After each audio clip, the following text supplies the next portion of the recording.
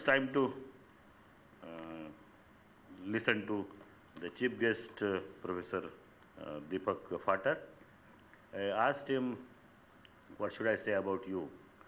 He said, tell them I am a teacher. Actually, I was aware of this because a few years ago we invited him to address a group of teachers who came from United Kingdom. That time also he told me the same thing, tell that I am a teacher. But without his knowledge, in fact without informing him, I got some information about him from the website. So I would like to share it with you. He's an engineer by training. He got his first engineering degree in Indore. Then he did his MTech and PhD from IIT. And he has been serving Indian Institute of Technology, Mumbai since 1971 at various positions. Presently, he is a professor in the CSE and IIT Mumbai. His research interests are databases and information systems, and more importantly for us, IT-enabled education.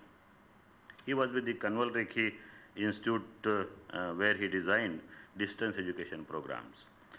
What he did was he trained about 20,000 teachers from 1,200 engineering colleges. Because he did that work well, so he has been given an assignment of training 150,000 teachers later. In March 2012, he has been given the responsibility of leading a Akash project by the National Knowledge Mission, which expects that he deploys about 1 lakh of tablets, Akash, which are cheap tablets for the engineering education. He is associated with basically Computer Society of India, and presently is the chairman of National Board of IT Education and Research of AICTE, Institute for Technical Education. He has many lifetime achievements, one by Stock Foundation, another by DataQuest, third by Devang Mehta Business School, etc., etc. He was awarded Padma Shri by the Government of India in 2013, and as it says, he believes that teaching cannot be just a profession, it has to be a dharma. And on this note, I invite Professor Deepak Phatak to address.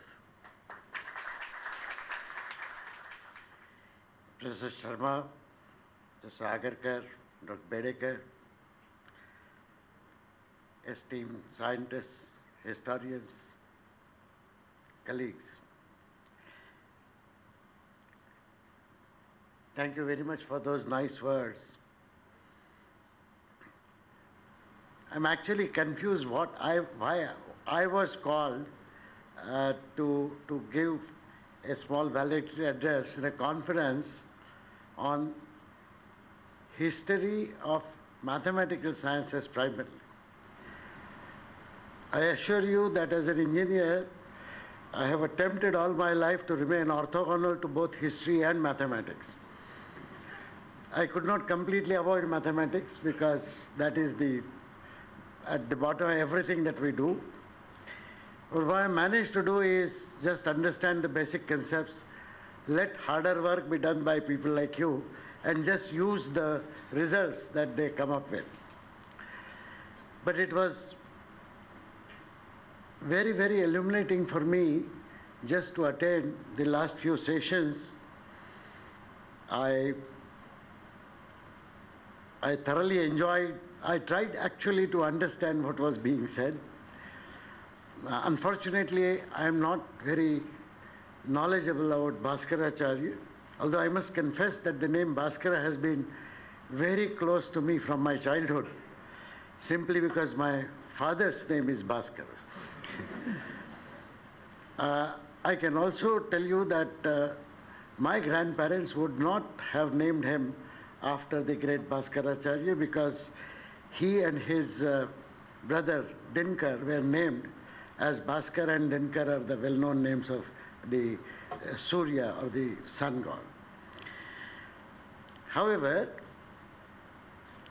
I actually got introduced to a lot of history of Indian science through a set of people within IIT Bombay itself, several of my colleagues, culminating in none other than Ram Subramaniam. About 4 years ago, when I started teaching computer programming course after a long gap, and I was discussing Fibonacci numbers, which is a sequence that we teach people in, it was pointed out that these sequences originated in India. In fact, a colleague of mine, Professor Ranade, who has subsequently taught that course and written a book, correctly refers to them as Virahanka numbers in his textbook. It is so sad that we forget our own history. History is important for two reasons. A, to remind us of several achievements of our ancestors and earlier people. But another reason why it is important is it helps us to put the entire global development in a proper perspective.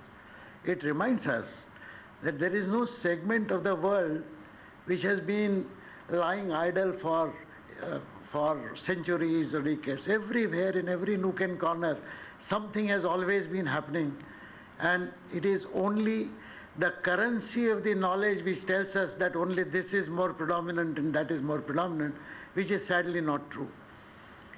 It is indeed a great job that you people as historians of science are doing.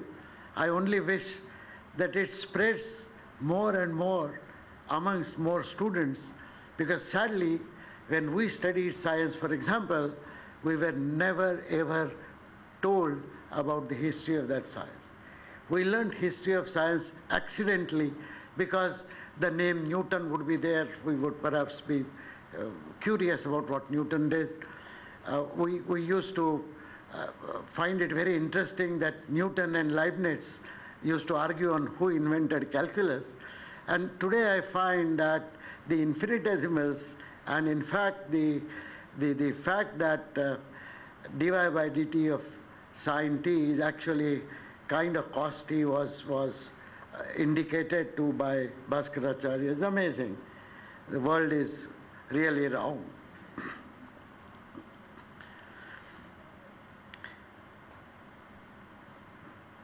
Professor Setsuro Ikeyama, I must tell you that I like your poem very well.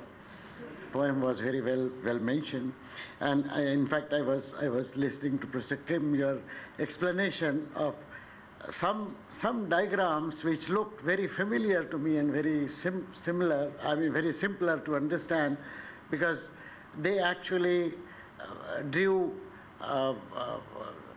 coordinate geometry, familiar terms between the sun and others.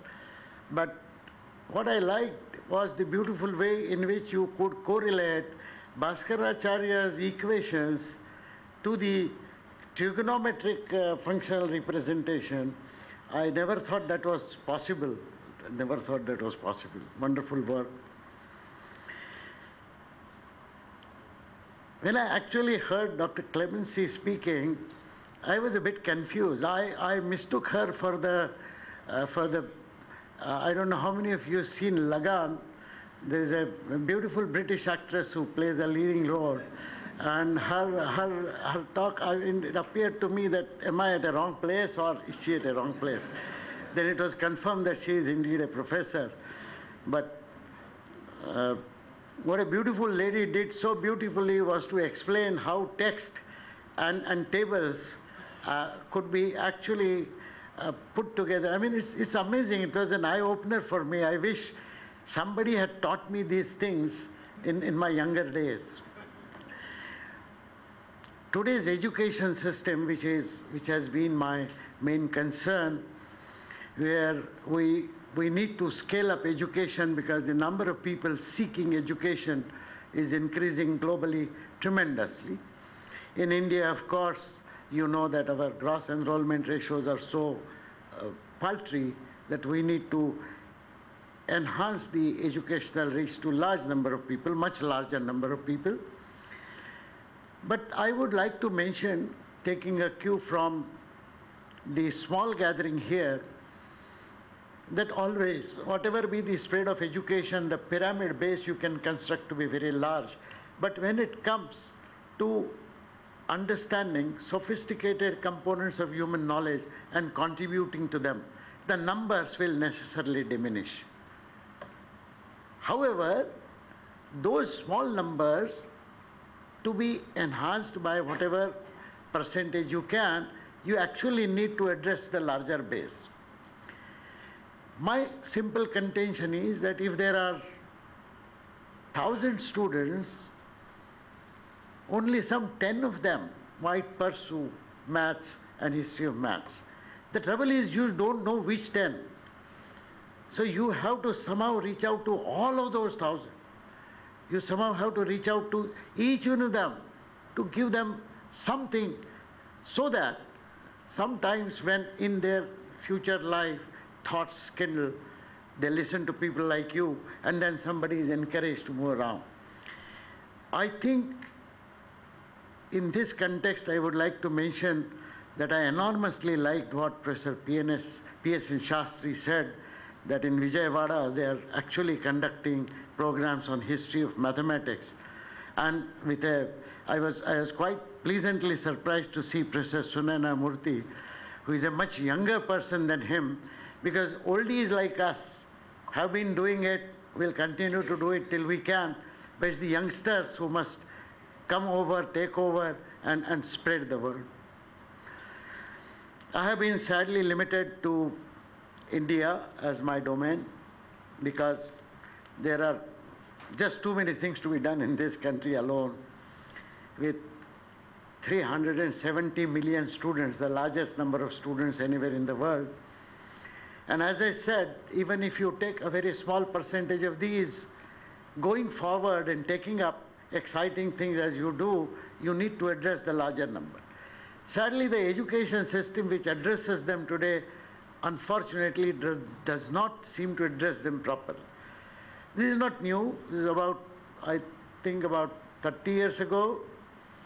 There was a lesson in a book about how the apple fell on Newton's head and he discovered something and so on. And there was a multiple choice question in a question paper. I was so shocked to read that question. Which fruit fell on his head? I mean, of all the things, the entire lesson, the stupid examiner thought that the name of the fruit was the most important component of that whole lesson.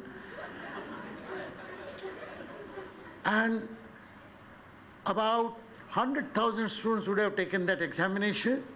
Some of them might have wondered like me, but the next year 100,000 students would believe that the name of the fruit is the most important part of the lesson and not the law of gravitation.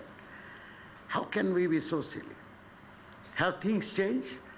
Multiple choice questions continue to rule our education system because you cannot scale up otherwise. Wherever we have questions where people have to give long answers, thanks to internet, there is a new methodology of education called cut and paste. So you cut here, paste here, cut here, paste here. We are talking about plagiarism.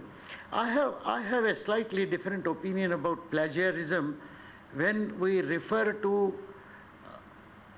what we mean by plagiarism in modern times versus what was considered relevant perhaps hundreds, thousands of years ago. I think we talk about plagiarism in the context of a willful hiding of the fact that somebody else has written this and not me, and presenting it as if I have done it. That is bad, and that is of course to be avoided. But if I quote something of significance in an article of mine, not claiming that I have stated it, but stating it because I believe that that thought is important, and if it is included, then it will make an impact on the reader. I am not so sure that we must consider this to be an equivalent of plagiarism. Okay. It is not that Indians have been very good in documenting things that they do. In fact, luckily, the conference is about mathematics where you don't have to write hundreds of pages of explanation. Small symbolisms are quite often adequate to convey what you say. But I think when we look at historical texts, whether from India or from anywhere else, one should talk about plagiarism with a pinch of salt, is my humble opinion. I was talking about the education system, and I was talking about the cut and paste culture that is developing fast. But it is in this chaotic world that you have students who are smart, who are dedicated, and who want to do something different than others. I will, in my concluding minutes, I would like to tell you an incident which happened about 14, 15 years ago, not very far from this place. About 40, 50 kilometers maybe, there is a town called Wada. I don't know how far it is from Thane, not very near, right. So Wada is actually in Thane district. And Wada is also a town from which a large tribal belt starts. So there are students in schools in that belt who have no clue about English, who have no clue about digital technology. They study in the conventional schools. Most of the families are extremely poor families. The Thane Vigyan Parishad, a small body which actually tries to popularize science amongst the 9th, 10th, 11th standard students, hold annual convention. That year the convention was in Wada, and I had just set up the School of Information Technology in IIT. So I was asked whether I will be willing to speak in Marathi to them on information technology. It was a challenge because we teach in English, we speak in English. Of course, Marathi is my mother tongue. Although I have studied in Hindi, but Marathi I can still speak. I prepared the talk. I came here about 300 to 400 students, 9th, 10th, 11th standard. You could see that they come from extremely poor and humble circumstances. But bright kids, bright eyes, and there were some very intelligent questions asked. The lecture went very well. At the end of the lecture, I was surrounded by young boys and girls. They all wanted my autograph. It had never happened to me in IIT, so I felt like I was a movie star, and I sat there and started signing. And one boy was standing there. I asked him, "You want my signature?" He says, "No, I have some questions to ask you." So I said, "All right, you wait." After 5 minutes or so, the organizers came to call me saying that the chief guest was the Member of Parliament. He was waiting for me for a cup of tea. He had to go quickly, and I was reminded that I also had told them that I had to go back quickly. So I sort of got up and started walking, and this boy held my hand. He says, "You promised me that you will answer my question." I said, "Look, the chief guest is calling." Then he said, "Sir, I have walked 10 kilometers to listen to you." I was quite shocked. Why would somebody walk 10 kilometers? So I stopped and I asked him, "Why did you walk 10 kilometers? He says, "Oh, what? I walk 6 kilometers to my school every day." So I stopped and I said, "Don't you have any vehicles, bus or tempo or some such arrangement?" He said, "Yes, the arrangements are there, but my family cannot afford that." And then proudly said, "Sir, I stand first in my class." I told the organizers to go take care of the Member of Parliament while I take care of this young boy. I spent next 15 minutes with him. He wanted to know how to become a leading expert in information technology. I presume that his wish was so because IT specialists were being paid heftier and heftier salaries every month. So obviously a person coming from a small family would expect to get good salary and therefore might want to do it. I explained to him how he should study science and then become an engineer. He should attempt joint entrance exam from IIT, otherwise take admission to any other engineering college. He can become a IT specialist and so on. And then casually I asked him, "Why do you want to become an IT expert?" He did not talk about a job. He said, "Sir, you have a student called Nandan Nilekani. He has set up a company like Infosys, called Infosys. I want to set up a company bigger than Infosys. Look at the dreams. Look at the dreams of these youngsters. The boy studies in a school where he has to walk 6 kilometers every day. His teachers probably have no clue on what information technology is. They have not heard of computers. But this boy wants to do something special in life. In spite of being poor, he stands first in his class. He has that grit, that determination, that desire. I met one such boy. Would you not agree that in his school itself, in every class, there will be 2 or 3 or 4 students in every class like that who would like to do something different? And how many schools in Thane district alone? And how many schools in the state of Maharashtra? And how many schools in India? And how many schools in the world? I submit that while we must try and give the best possible education to all, it is our special duty to try and see whether we can do something more, a little more, for such bright kids who have the potential of doing something extraordinary in their life later. As I said earlier, there might be only 10 in 1,000, but we don't know which 10. And therefore we have to address all 1,000, assuming that some 10 will do something extraordinary.